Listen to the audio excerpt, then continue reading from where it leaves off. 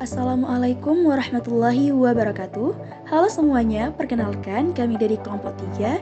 Pada kesempatan kali ini, kami akan memaparkan materi pada mata kuliah psikopatologi dengan judul gangguan somatoform dan gangguan disosiatif. Presentasi ini dibimbing oleh Ibu Yulen Febrizuani, SPC MPC Psikolog, selaku pengampu mata kuliah psikopatologi. Dan pada kesempatan hari ini, kami ucapkan terima kasih kepada Bu Iklim Maritmiani SPC MA yang sudah bersedia hadir pada hari ini. Teman-teman, coba lihat ilustrasi ini. Ada seseorang yang sakit kepala parah, tapi ketika diperiksa ternyata hasil medisnya normal. Nah, inilah contoh gejala gangguan somatoform. Jadi keluhan fisiknya nyata dirasakan, tapi sebenarnya dipengaruhi oleh pikiran dan stres, bukan karena penyakit medis. Lalu, berikutnya, tampak seseorang yang merasa asing dengan dirinya sendiri, seolah-olah dia bukan dirinya atau melihat dirinya dari luar. Kondisi ini disebut depersonalisasi, salah satu bentuk gangguan disosiatif. Jadi, bukan berarti orang ini berpura-pura ya, tapi memang ada pengalaman psikologis yang membuatnya terasa aneh dengan dirinya sendiri.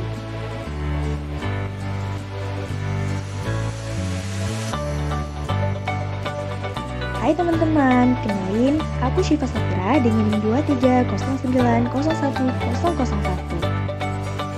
Saya Najwa Fitri dengan NIM 2309010117. Saya Nilam Humaili dengan NIM 2309011021.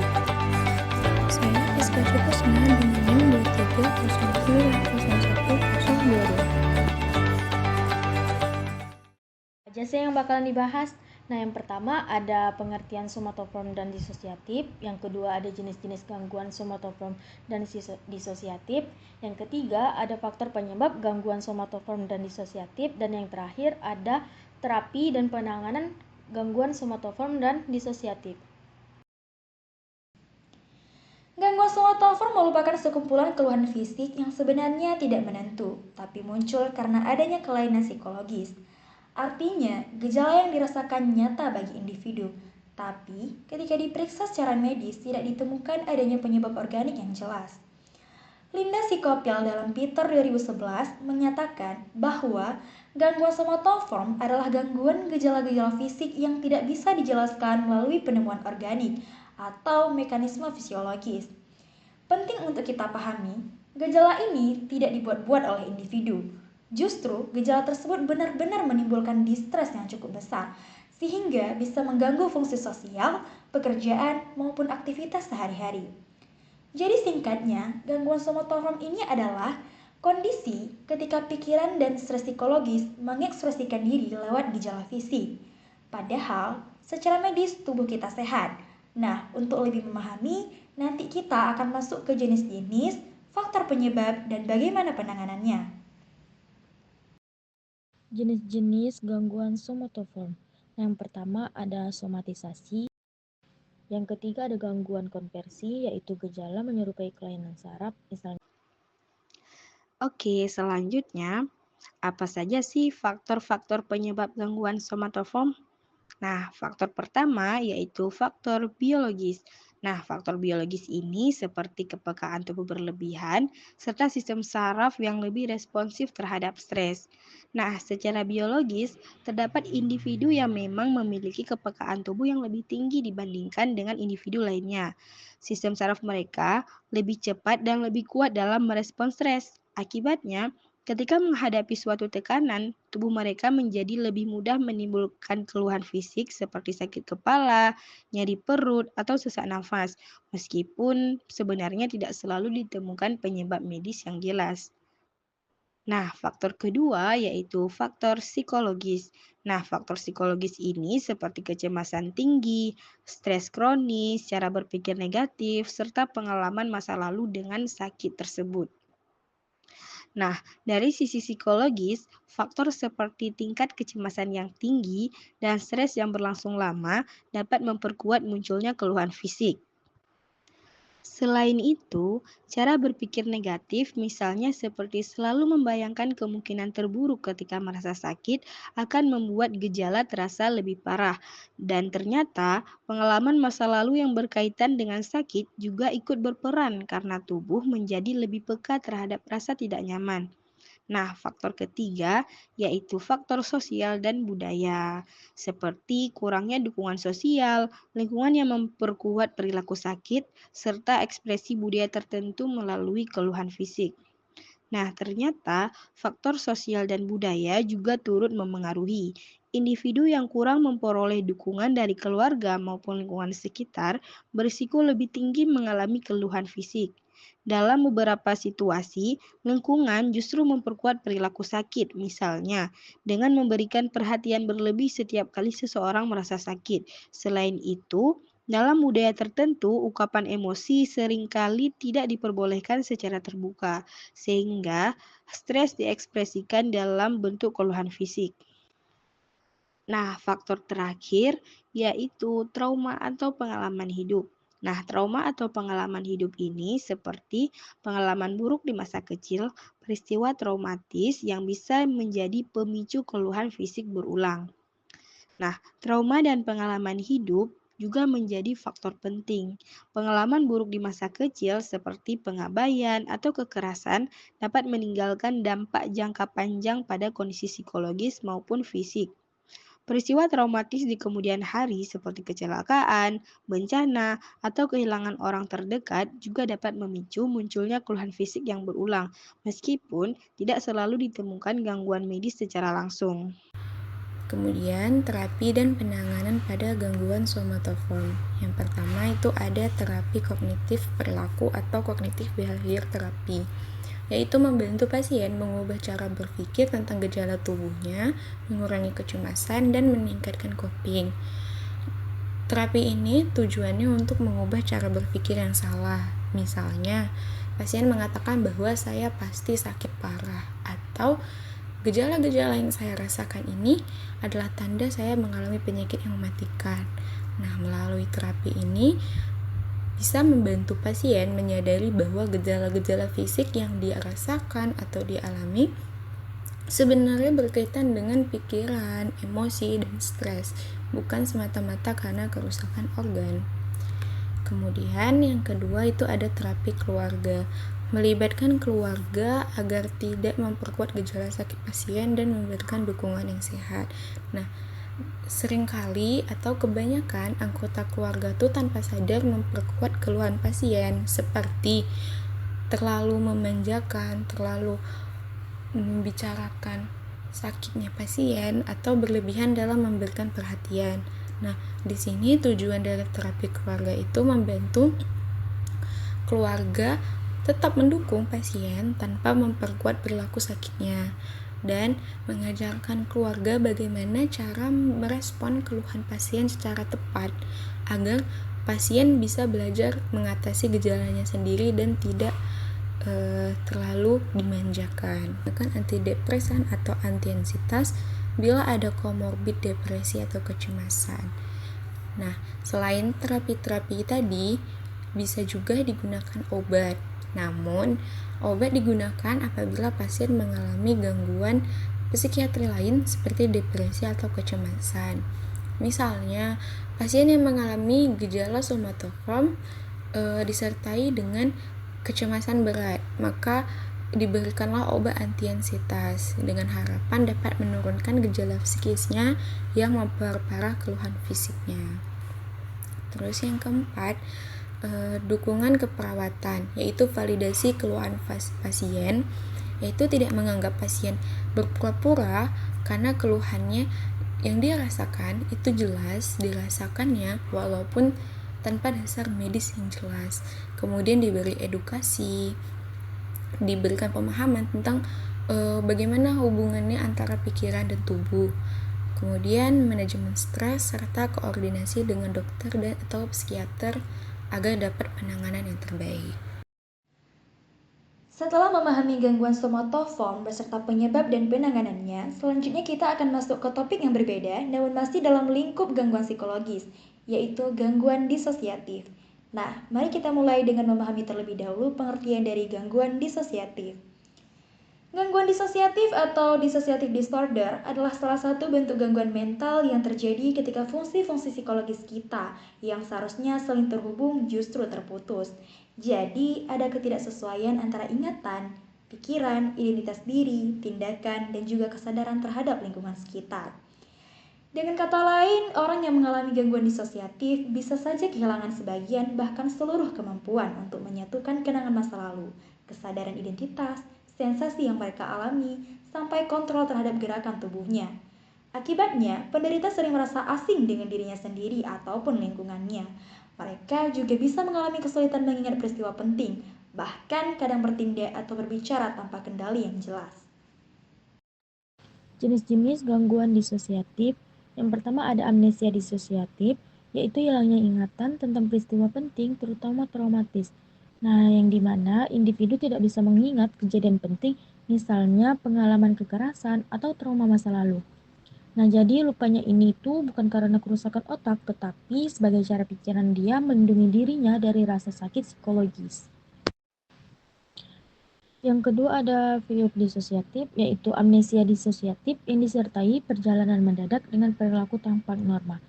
Nah, yang dimana penderitanya ini tuh bisa tiba-tiba pergi ke tempat lain, menjalani aktivitas baru, bahkan bisa bertindak seolah normal.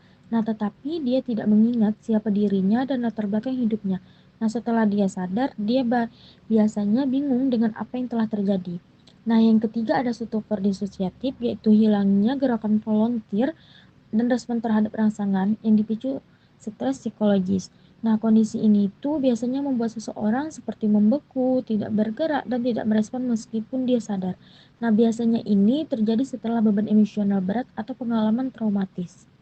Yang keempat, ada kesurupan atau kerasukan, yaitu hilangnya identitas pribadi dan kesadaran di luar konteks budaya atau agama. Nah, di sini individunya itu merasa tubuh dan pikirannya itu dikuasai oleh identitas lain, nah misalnya roh atau sosok asing.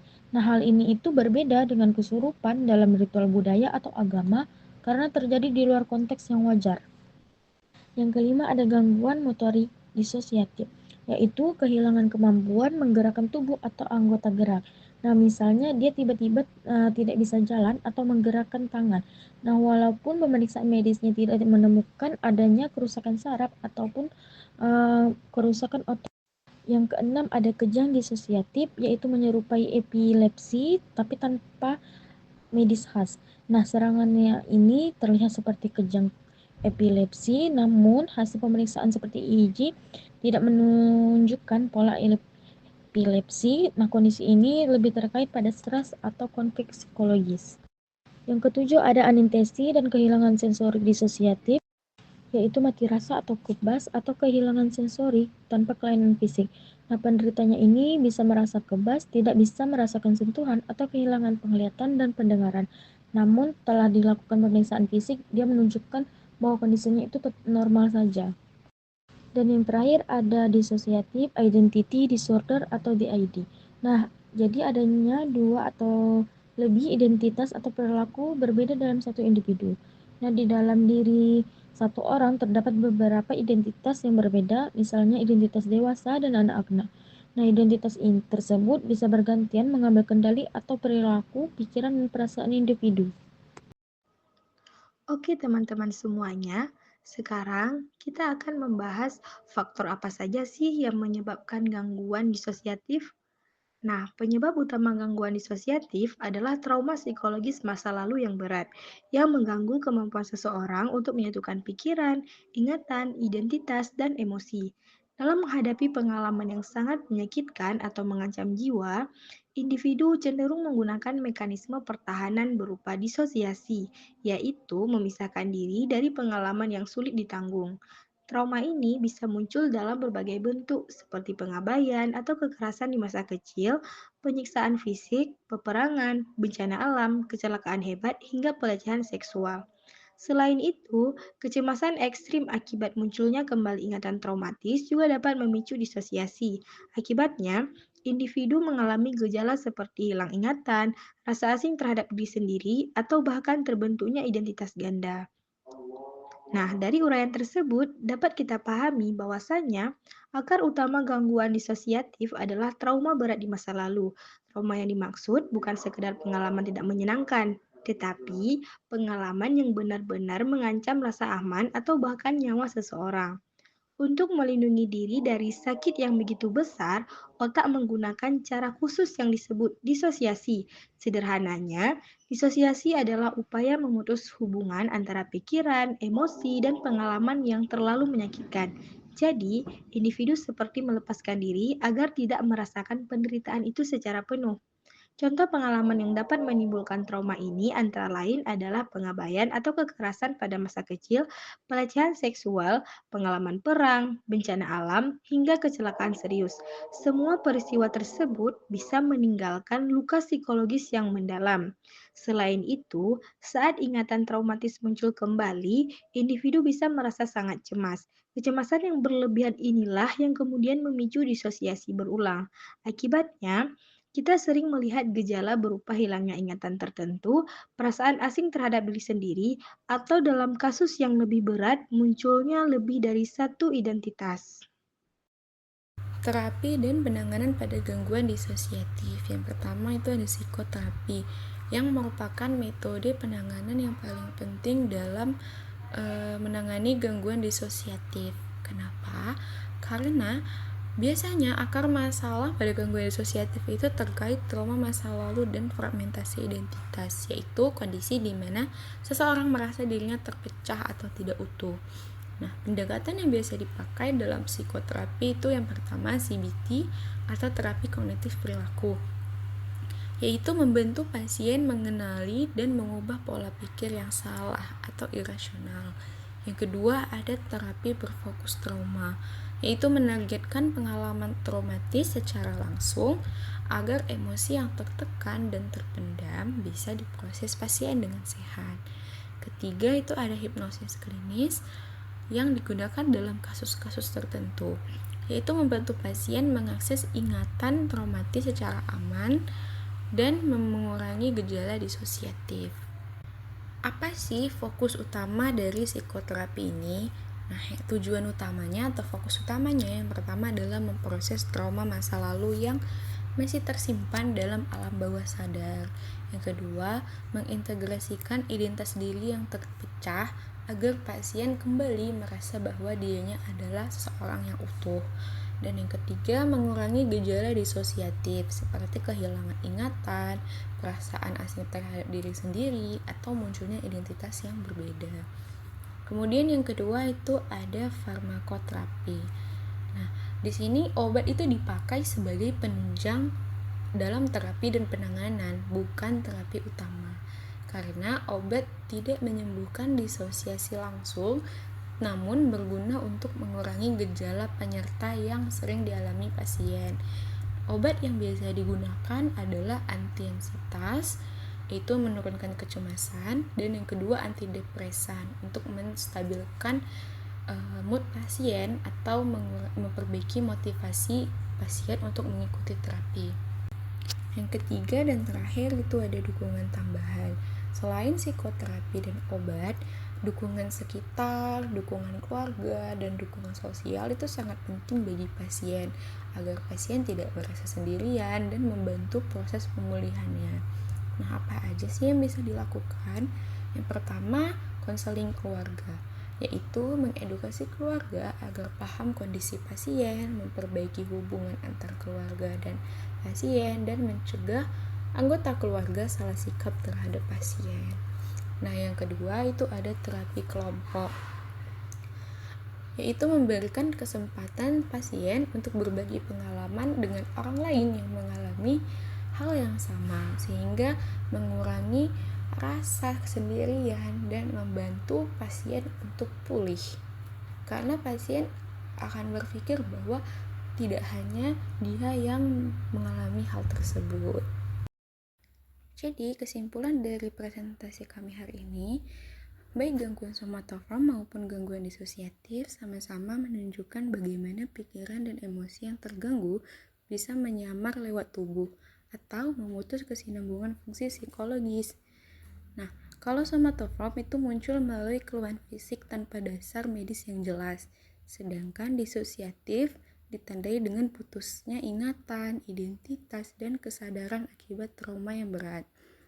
Kedua gangguan tersebut dipengaruhi faktor biologis, psikologis, sosial, dan trauma, serta membutuhkan penanganan yang tepat, mulai dari terapi kognitif perilaku, terapi keluarga, farmakoterapi, hingga dukungan sosial yang sehat. Jadi, teman-teman semuanya, jangan pernah meremehkan luka yang tak terlihat, karena seringkali tubuh dan pikiran kita sedang berteriak minta tolong melalui cara yang tidak biasa. Kenali, pahami, dan dukung mereka yang mengalami gangguan somatoform dan gangguan disosiatif. Dengan kepedulian kita, trauma bisa diubah menjadi kekuatan, dan hidup bisa kembali utuh.